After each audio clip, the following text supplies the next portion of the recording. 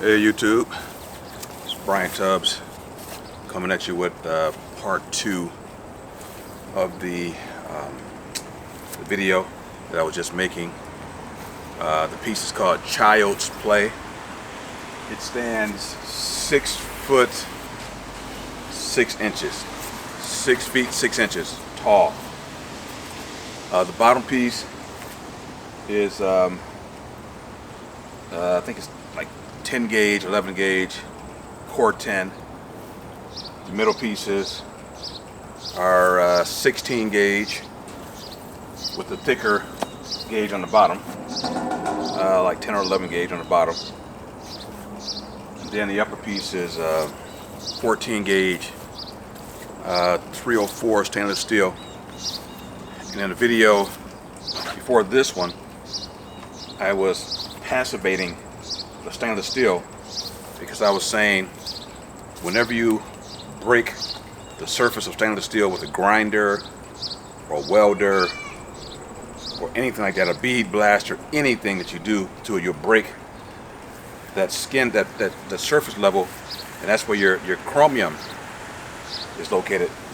So passivation is really restoring that chromium layer so that your stainless steel won't rust. If we don't passivate the stainless steel after we have manipulated it, whether welding or grinding, whatever we're doing, it's just mild steel. People say stainless steel don't rust, but you have to, when you say the word, think about it. It stains less than steel. It's not that it will not stain, it will stain if you don't take care of it properly. So the next step, after I passivated it, I'm going to go over with another chemical, a second chemical that's going to protect it even further. So what I'm going to do right now is bring the copper out of the Corten. Copper this Corten has copper inside, and when it's in the elements, the copper starts to come out, and that's what you see a lot of time when you see my other pieces. They look like brown, look almost like rust. Take a chemical and spray it on and let you guys kind of see the next step that we do.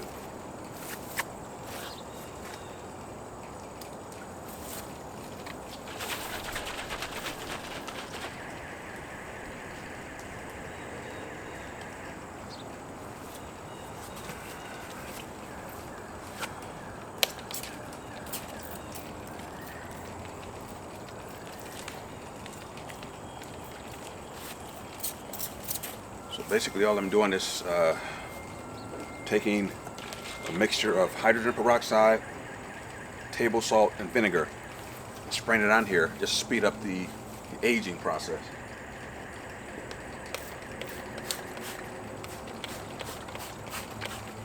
By this time tomorrow, it'll look like a totally different piece.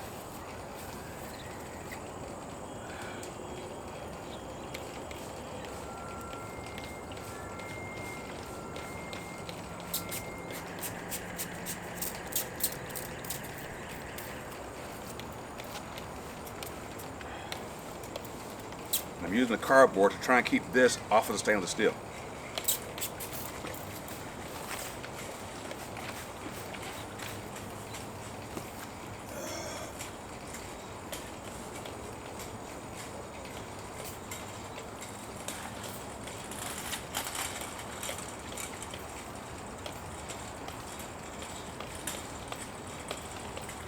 So again, this is really just speeding up the weathering process.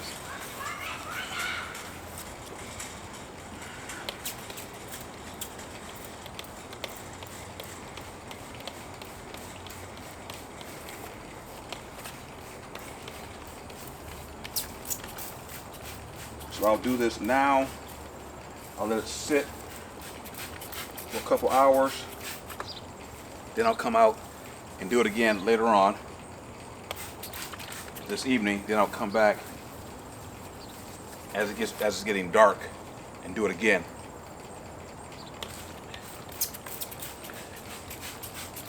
because you want the chemical to sit on here as long as possible. Well, I say chemical, everything in here is edible. Hydrogen peroxide, table salt, and white vinegar. And we also have a name plate down here, stainless steel name plate with our name of the business, our email, not email, but our email, phone numbers, everything's on our name plate.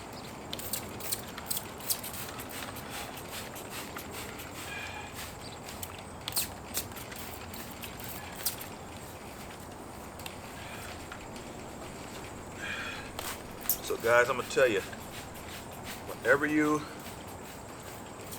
break that layer of stainless steel, the top layer, you must always restore that layer, or your stainless steel will look like a piece of rust. And your customer will be saying, I thought this was stainless steel. So you must restore that layer, or you will have nothing but problems.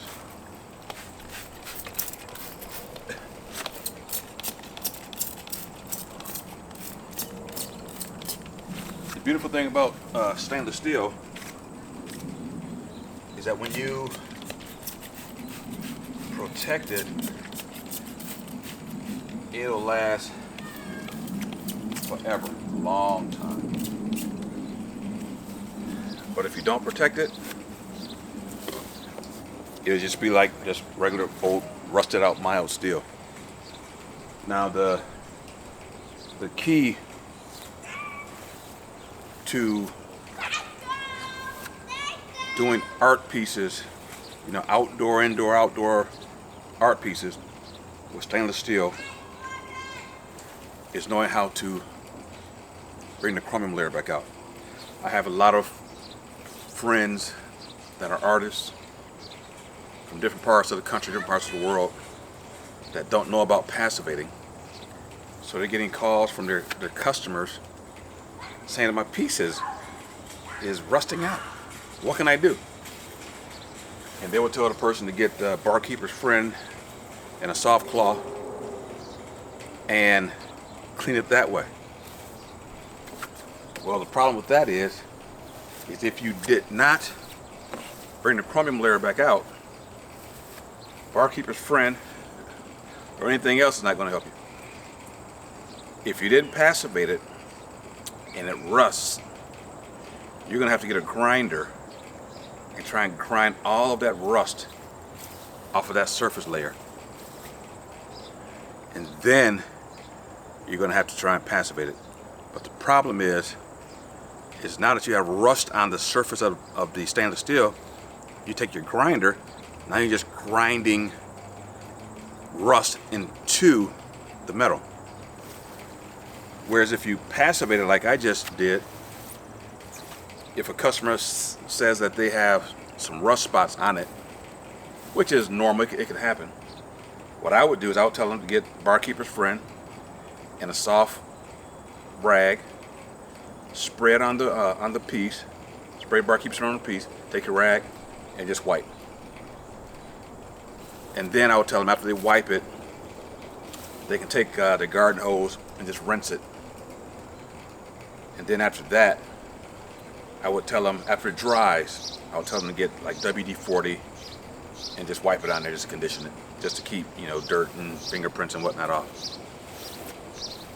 But when I tell them to take barkeeper's friend and a soft cloth and wipe it, the rust is going to come off, because the way we do it, the rust is going to remain on the surface only.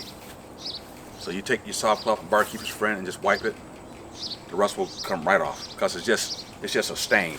It's not in the metal. But if you don't passivate it and bring the chromium layer back to the top, it's going to protrude into the metal. Now it becomes a part of the metal. Now the artists have a problem. Either they have to go over there and try and grind all of that rust off of there. And I know they're not going to passivate it because they didn't passivate in the first place. They don't know anything about it. They're going to grind all the rust off. They're going to use some barkeeper's friend, or whatever they're going to use, and the piece is going to sit out in the elements. and 3 or 4 months later, the customer going to call them back again. It's rusting again. Well, of course it's going to rust again, because it's just steel. It's just shiny steel at that point.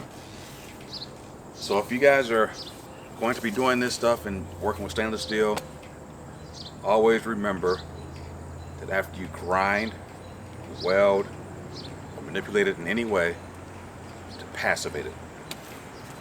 Now what we also do, I showed in a video not too long ago, where I had this piece we call Eternal Flame, and I had another piece we call Reaching, where we had the dark weld marks in the seams.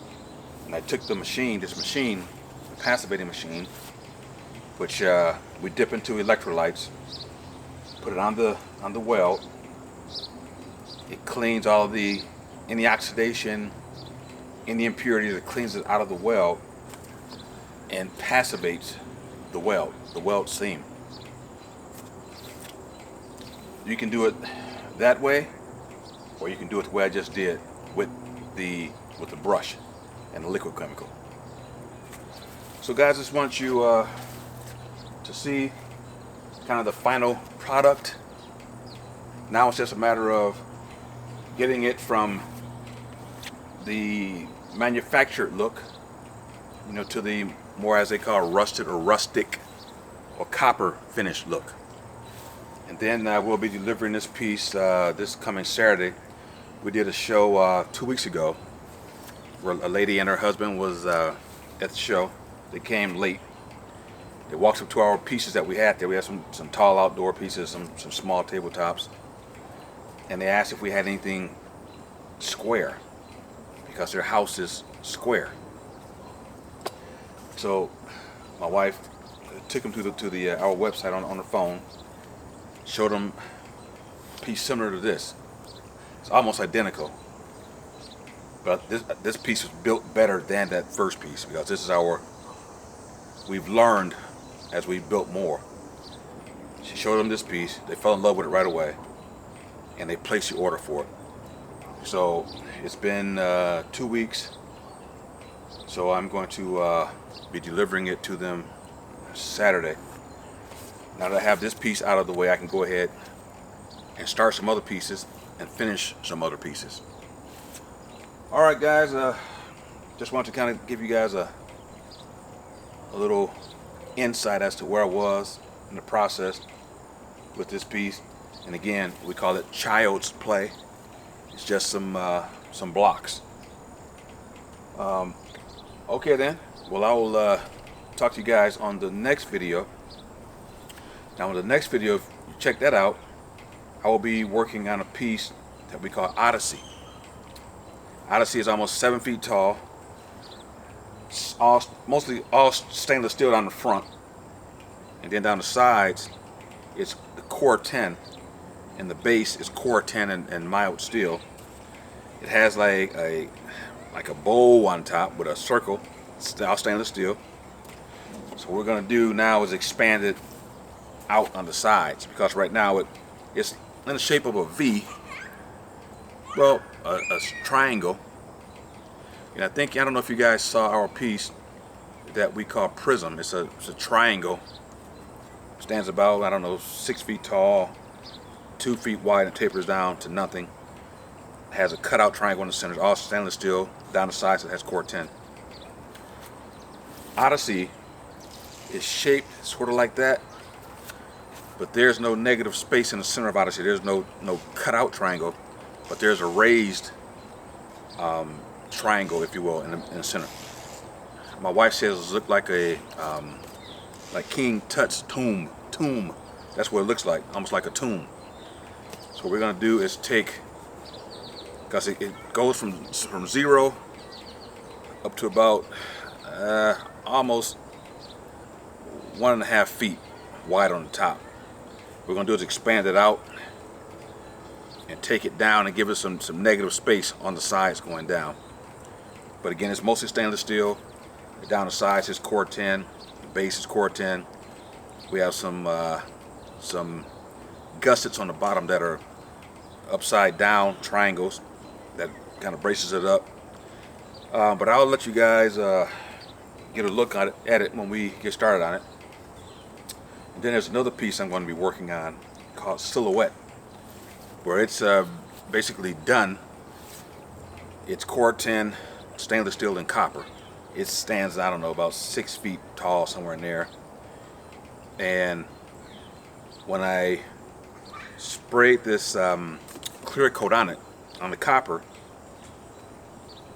this clear coat allowed the copper to sort of oxidize.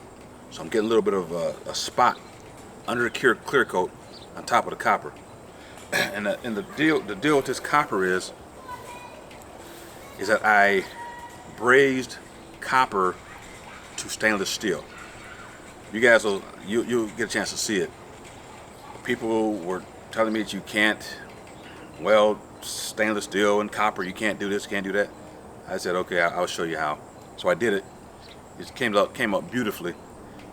But the clear coat I used just wasn't enough to keep the outer elements from getting to the copper. And like I said, kind of gave it like a little dark spots and areas. So what I'm gonna do is take that, I'm gonna get the clear coat off, go in and polish the copper, then I'm gonna spray this new chemical on, and I will give you guys some insight on that when I shoot the video. So if you guys want to learn what to use on copper if you're going to put it outdoors and it will never tarnish, just tune in to the video that I'm going to shoot when I do the one on Silhouette. Alright guys, again, this is child's play. Just about finished with it. I just got to mix more of my concoction, come out in an hour or so, spray some more on, let it sit, spray some water on it. Then as the sun goes down, it gets a little cooler, I will spray it again with this. And by the morning it'll look be a little bit darker than that. It'll look like copper. Alright guys, well, it's good shoot another video for you guys. Like I said, I created this channel just to give you guys some insight into what artists do and some of the secrets that we use that we normally don't tell people at shows, because people at shows are a little bit different than you guys.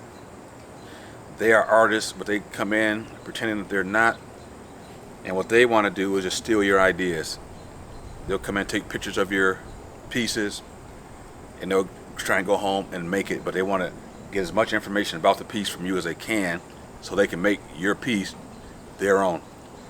So oftentimes when they come to my booth, I'll do a little small talk with them, but I will not tell them stuff I'm telling you guys.